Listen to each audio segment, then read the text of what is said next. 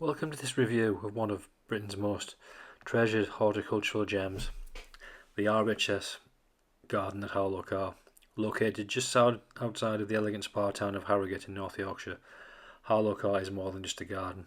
It's a living museum of plants, a centre for horticultural science, and a year-round destination for families, gardeners, and anyone seeking peace in nature. In this review, we'll explore the rich history of the site, take an immersive walk through its diverse garden areas, look closely at the visitor experience, dive into a wealth of events and learning opportunities, and finally travel through the seasons to understand why Harlow Carr is such a remarkable place. Harlow Carr's story begins not with roses or herbaceous borders, but with sulphur springs and Victorian medicine. In the early 19th century, Harrogate was rising in popularity as a spa town. The mineral waters, though pungent and often unpleasant taste, but were believed to have curative properties. People travelled across Britain to take the waters, hoping to cure digestive complaints, skin conditions and other ailments. On the land that would one day become Harlow Carr, several sulphur springs bubbled to the surface. In 1844, the first formal bathhouse was constructed, providing facilities for visitors to immerse themselves in these supposedly healing waters. Beside it stood the Harrogate Arms, a hotel and inn where visitors stayed during their treatment. The old bathhouse remains today as a Grade II listed building, while beneath the current rock gardens lie 6 capped-off wells that once supplied the baths. Even now on hot days, a faint sulphurous smell may drift into the air, connecting modern visitors to those who came here nearly 2 centuries ago. The spa culture eventually declined in the late 19th and 20th century. As medical science advanced, people turned to other treatments. By the mid-20th century, the site was no longer in use for health tourism. Instead, in 1946, it was purchased by the Northern Horticultural Society. This was a pivotal moment. The society, founded to promote horticulture in Northern England, had a clear mission: to test and display plants in often cool, damp and challenging conditions of the north, where gardening is more difficult than that of the warmer south. When Harlow Carr opened to the public in 1950, it was more of an experimental station than a polished attraction. Plants were trialled in studies: which perennials could survive a Yorkshire winter, which alpines could cope with the damp. But it was possible to grow a reliable vegetable at altitude. Visitors were encouraged not to admire, but just to learn as well. The next major turning point came in 2001, when the Northern Horticulture Society merged with the Royal Horticulture Society.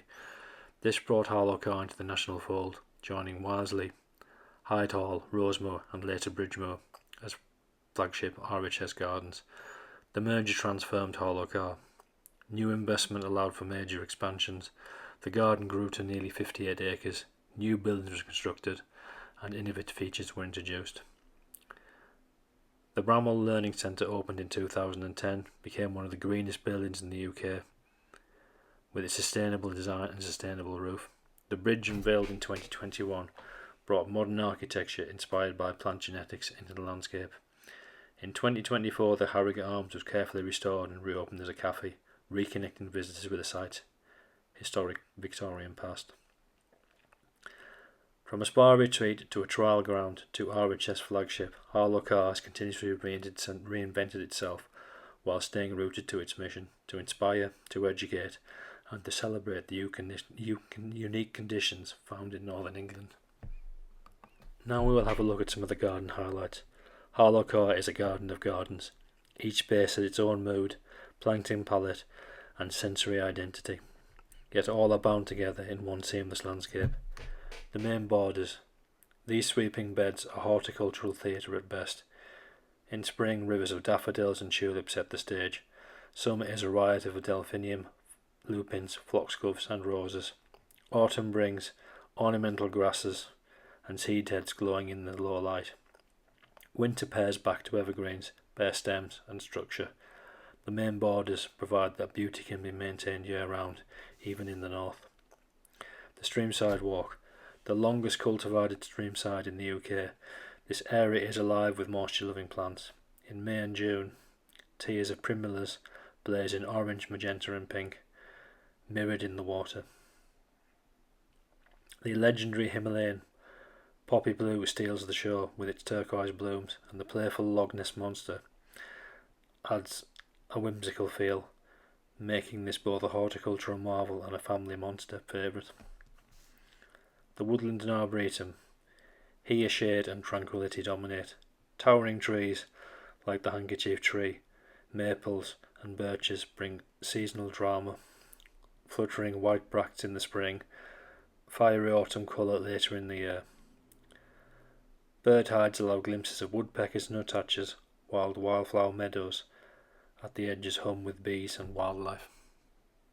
Harlow Carr isn't just about plants, it's about people. It's very accessible.